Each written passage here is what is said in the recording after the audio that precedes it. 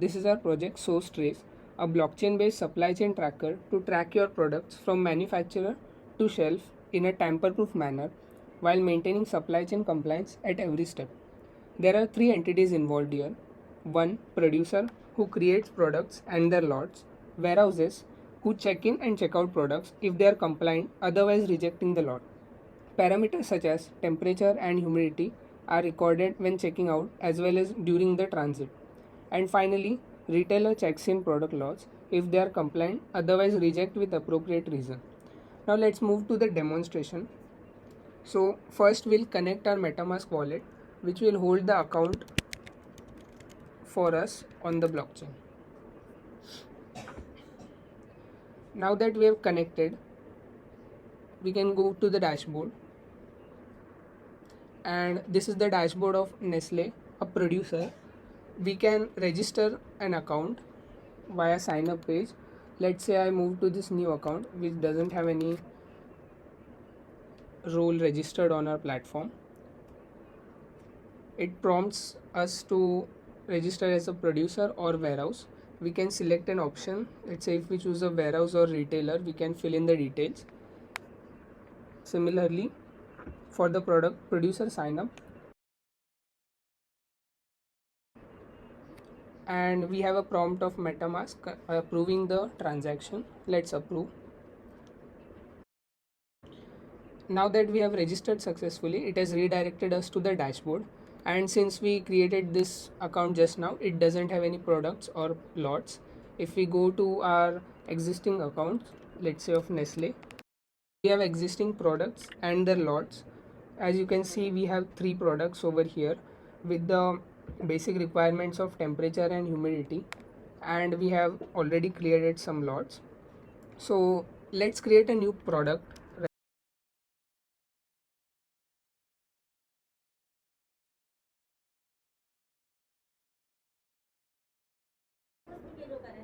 Okay, we have got a prompt that your product is created, and we can see it over here.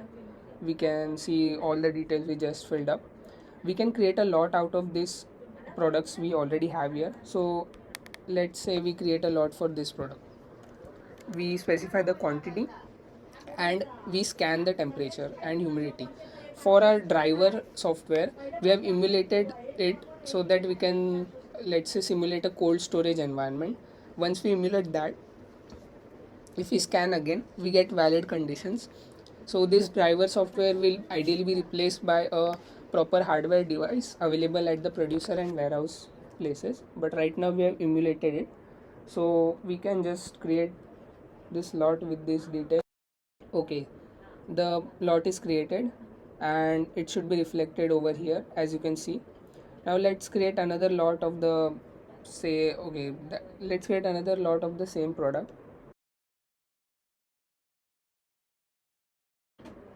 Now that we have created all these lots, we already had some existing lots. For example, this one, this shows that the status is at Big Bazaar India Private Limited, which is a retailer, hence it is showing that it is on shelf. Similarly, this one is at a warehouse called Antofil Warehousing Complex Limited, and hence it is showing the stored status. These two lots were rejected for some reason, and because of that we are seeing the rejected. And as you can see, the reason for rejecting was melted product, and because of this the product was rejected, and the previous warehouse can just call and arrange the settlement to get the product back. Otherwise, if the product is perishable, it will be destroyed then and there without any actions. If we go to the lots and if we check out, as you can see, it is saying out from the factory, so we have released it. Similarly, let's check out these also.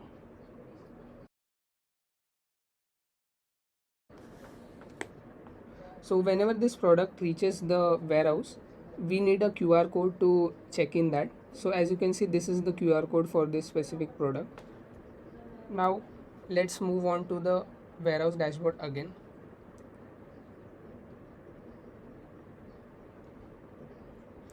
Now what we can do is check in product and scan the QR code of the product.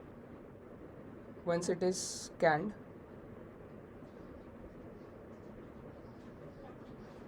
you can see the details of that product and the transient compliance. The transient compliance is the percentage of the polling parameters. So if the polling parameters are within a specified range, let's say 75 to 100, then it is a valid one and you can check in the product. Now let's say we emulate the polling to an invalid polling and check in our another product, then after some time then it will be marked as an invalid one and we can reject that product. Okay, now that some time has passed, let's check in that product again. On scanning the QR code, you can see that the transit compliance is at 68%, which is not permitted. In this case, as a warehouse, you can say that you can reject with a message. Let's say the product is melted and reject the.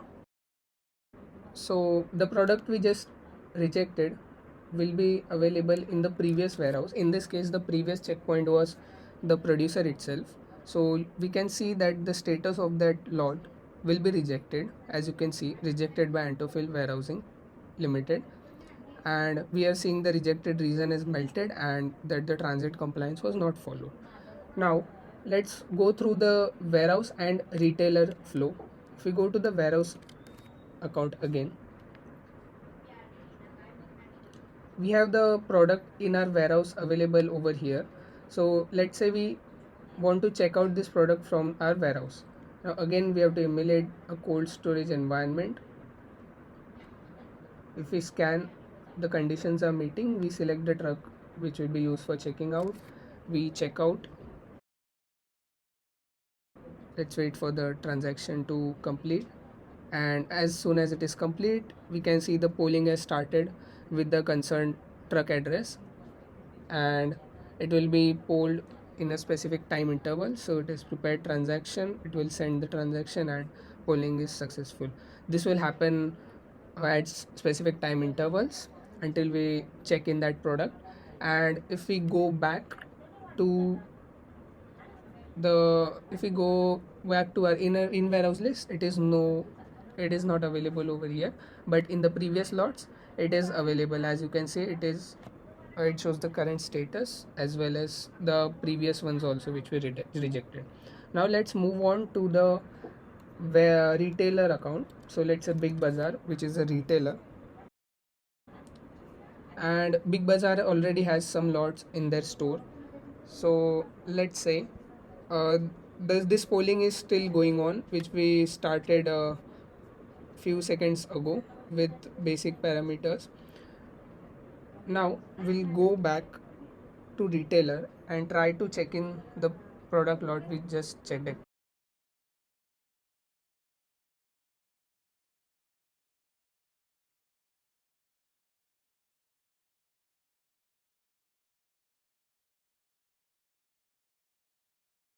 As a retailer, you can only check in the product lot and it will be shown as a product on shelf, and further there will be no activities performed on that product lot. As you can see, it is approved and it will refresh everything and it should be available in this list. Finally, if we go back to the producer account which originally created that product, the status of this product which will be on shelf. This one was the product we just stored. And this one is stored at Antofill warehouse. It is still not checked out, so it is showing stored. This one is out from the factory. It is still not received at the warehouse, so it shows in transit. So this was this was all of our project Sourcetrace. I hope you liked it. Thank you.